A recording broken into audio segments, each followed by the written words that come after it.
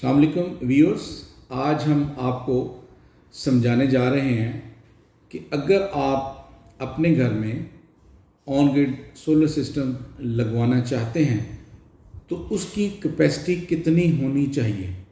ये वीडियो देखने के बाद आप खुद इस काबिल हो जाएंगे कि आप खुद डिसाइड करेंगे कि कितनी कैपेसिटी का ऑन ग्रिड सोलर सिस्टम मुझे घर में इंस्टॉल करवाना चाहिए जी।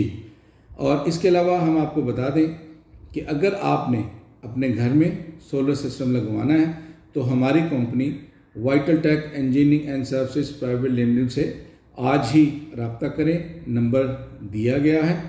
इसके अलावा आपको ये वीडियो अगर पसंद आए तो इस वीडियो को लाइक करें और मेरे चैनल को सब्सक्राइब करें।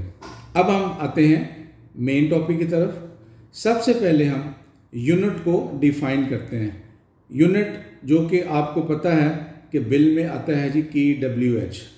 तो 1 kWh का मतलब ये है कि एक घंटे में अगर आप 1000 वाट का लोड कंज्यूम करते हैं या रन करते हैं तो इट मीन्स कि आपने एक बिजली का यूनिट कंज्यूम कर लिया है।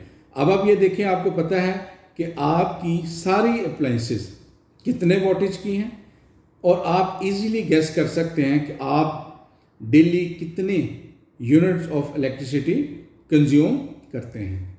अब हम आपको ये आइडिया देते हैं कि 5 किलोवाट, 10 किलोवाट, 15 किलोवाट और 20 किलोवाट अगर हम सोलर सिस्टम अपने घरों में इंस्टॉल करते हैं तो ये साल की हमें कितनी नंबर ऑफ यूनिट्स जो है ना वो दे सकते हैं। तो सबसे पहले अगर हम बात करें 5 किलोवाट सोलर सिस्टम की तो ये साल में आपको 6,500 से 7,000 यूनिट ये प्रोड्यूस कर सकता है। अगर आप इसको 12 में तकसीम करेंगे तो ये आपको महीने की नंबर ऑफ यूनिट्स आपको दे देगा। इसी तरह अगर हम 10 किलोवाट सोलर सिस्टम की बात करते हैं तो इसकी सालाना जो नंबर ऑफ यूनिट्स हैं वो 13,500 से 14,000 यूनिट तक हैं। इसी तरह अगर आपने एक महीने की नंबर ऑफ यूनिट्स फाइंड करने हैं 10 किलोवाट सोलर सिस्टम के लिए तो आप इसको 12 से डिवाइड कर दें। इसी तरह अगर आप 15 किलोवाट सोलर सिस्टम की बात करते हैं तो ये आपको तकरीबन 20,500 से 21,000 यूनिट्स जो है ना वो सालाना देगा। इसी तरह अगर आप इसको 12 से डिवाइड कर देते हैं तो आपके सामने ये एक महीने की कंजप्शन आ जाएगी। इसी तरह अगर आप 20 किलोवाट सोलर सिस्टम की बात करते हैं तो ये सिस्टम आपको 27 से 28,000 यूनिट एक साल में दे सकता है। और इसी तरह अगर आप 12 पे डिवाइड करते हैं तो एक महीने में नंबर ऑफ यूनिट्स आपके सामने आ जाएंगे। अच्छा, अब ये ज़हन में रखिएगा कि एक महीने में जो नंबर ऑफ यूनिट्स आएंगे ये फिक्स नहीं है, ये वेरिएबल होंगे।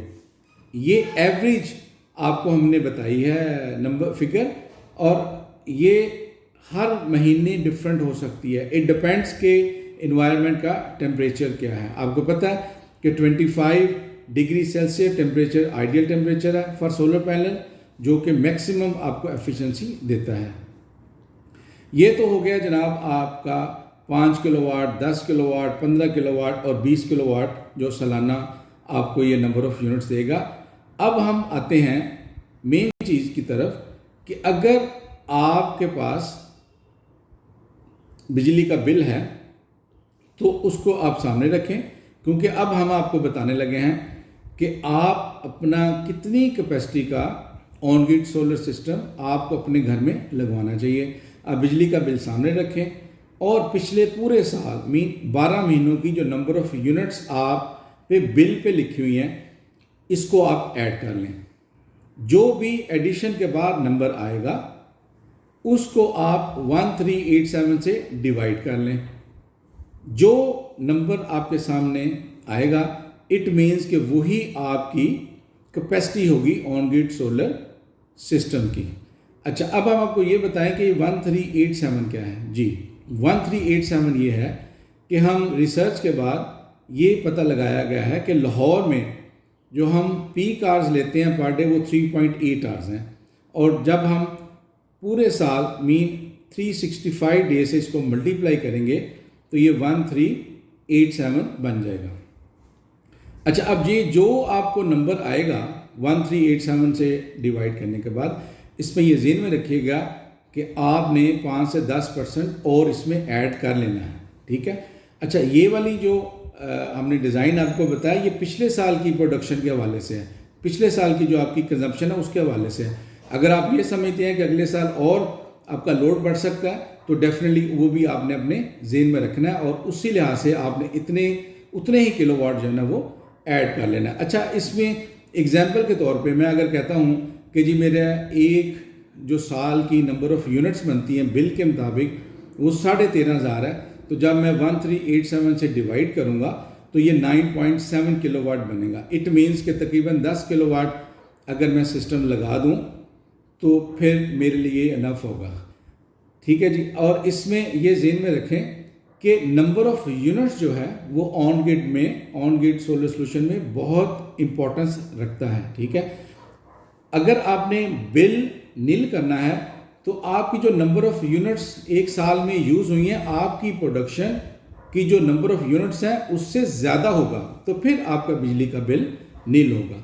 उम्मीद है कि इस वीडियो को देखने के बाद आप इस काबिल हो जाएंगे कि आप खुद डिसाइड कर सकें कि आपको कितनी कैपेसिटी का ऑन ग्रिड सोलर सोल्यूशन या सोलर सिस्टम लगवाना चाहिए। ये कैलकुलेशन, ये formula on grid solar solution के लिए, हाइब्रिड के लिए नहीं है। अगर कोई क्यूरी हो तो काइंडली मुझे मेरे व्हाट्सएप नंबर पे आप मैसेज भेजें, मैं आपको रिप्लाई करूँगा। Thank you.